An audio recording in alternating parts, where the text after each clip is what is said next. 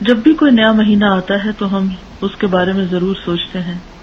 لوگوں نے مختلف مہینوں کے ساتھ مختلف باتیں وابستہ کر رکھی ہیں. آج ہم مسلمانوں کے اندر یہ توہم موجود ہے کہ ماہ سفر میں ہزاروں بلائیں اترتی. آپ نے بھی یہ بات سنی ہوئی ہوگی، اسی لیے لوگ اس مہینے میں شادی بیاہ نہیں کرتے، اسی طرح کوئی خوشی کی تقریب نہیں کرتے، اور کہتے ہیں کہ اگر سفر میں شادی ہوئی تو صفر ہو جائے گی، یعنی کامیاب نہیں ہو سکتی. اس لیے سفر کے مہینے کا انتظار کرتے ہیں کہ ختم ہو جائے اور اس کے بعد پھر ربیع الاول میں پروگرام کریں. اگر ہمارا یہ ایمان ہے کہ نفع اور نقصان اللہ کے ہاتھ میں ہے، اور پھر ہم کسی مہینے کے ہاتھ میں دے دیتے ہیں یا کسی وقت کے ہاتھ میں یا کسی انسان کے ہاتھ میں، تو پھر وہ کیا ہوا؟ اس کو ہم نے شریک کر لیا. تو یہ ایک لحاظ سے شرک بھی بنتا ہے.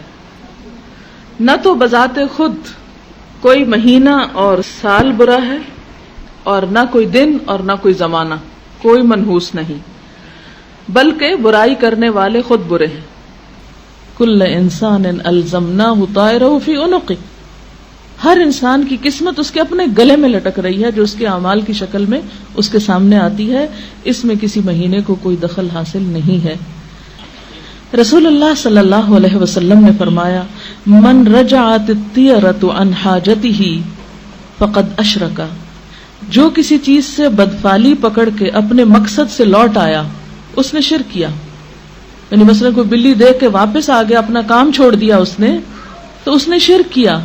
کیونکہ بلی کوئی قسمت بنا یا بگاڑ نہیں سکتی، بلی کے گزرنے سے کچھ نقصان نہیں ہوتا. اور اگر انسان یہ سمجھتا ہے کہ نقصان بلی کی چال میں ہے یا بلی گزرنے میں ہے، تو یہ اس نے اللہ کے ساتھ شریک کر دیا. کیوں؟ اس لیے کہ ایک مسلمان کا عقیدہ یہ ہے کہ نفع اور نقصان سب اس کے ہاتھ میں ہے، کسی دوسرے کے ہاتھ میں نہیں ہے. صحابہ نے پوچھا، اے اللہ کے رسول صلی اللہ علیہ وسلم، ایسا شخص پھر کیا کفارہ دے کہ اس کی توبہ قبول ہو جائے؟ کیونکہ آپ کو معلوم ہے کہ شرک سب سے بڑا گناہ ہے. اللہ تعالیٰ سارے گناہ معاف کر دیں گے مگر شرک معاف نہیں ہوگا. تو صحابہ نے پوچھا کہ اگر ایسا کرنا شرک ہے تو شرک سے پھر کیسے ہم جان چھڑائیں؟ آپ نے فرمایا کہ وہ شخص یوں کہے، اللہم لا طیر الا طیرک ولا خیر الا خیرک ولا الہ غیرک ثم یمضی لحاجتہ. اے اللہ، تیری فال کے بغیر اور کوئی فال نہیں، یعنی اصل بھلائی تیرے ہاتھ میں ہے، تیری بھلائی کے بغیر کوئی اور بھلائی نہیں، تیرے سوا اور کوئی معبود نہیں. یہ الفاظ کہہ کے اپنے کام کو چلا جائے، یہ اس کا کفارہ ہے. یعنی وہ کام کر لے جس سے رکا تھا، محض ایک گمان کی وجہ سے، محض ایک وہم کی وجہ سے. رسول اللہ صلی اللہ علیہ وسلم نے فرمایا، بدفالی ایک شرک ہے. یعنی بری فال لینا کسی چیز سے یا کسی چیز کو اپنے حق میں منحوس سمجھنا، یہ ایک شرک ہے. اس کو 3 مرتبہ فرمایا. اور ابن مسعود نے فرمایا کہ ہم میں ایسا کوئی نہیں جس کو خیال نہ آتا ہو کہ ہائے یہ ہو گیا تو اب پتہ نہیں آگے کیا ہوگا. یعنی وہم تو ہر ایک کو آتا ہے، یعنی شیطان ہر ایک کو خوف دلاتا ہے. مثلا عام طور پہ آپ دیکھیں ہمارے ہاں کس طرح طرح کے توہمات ہیں. مثال کے طور پر کسی بچی کی شادی کے موقع پر اگر خدا نہ خواستہ گھر کا کوئی بزرگ فوت ہو گیا جس کی موت کا دن پہلے سے لکھا ہوا تھا، اب وہ لڑکی خاندان والوں کے لیے منحوس قرار پاتی.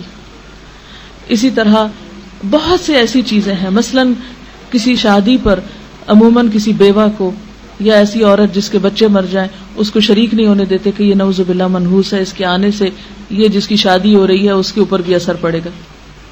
کسی انسان کے اندر نحوست نہیں، نحوست باہر نہیں ہوتی، نحوست اپنے اندر ہوتی ہے. اللہ نے اگر ہمارے حق میں کچھ لکھ رکھا ہے تو وہ کوئی اس کو ٹال نہیں سکتا، اور اگر وہ ٹال دے تو کوئی اس کو ہمارے حق میں نقصان دے کر نہیں سکتا. پھر اسی طرح اس کا علاج کیا ہے؟ توکل، اللہ پہ بھروسہ.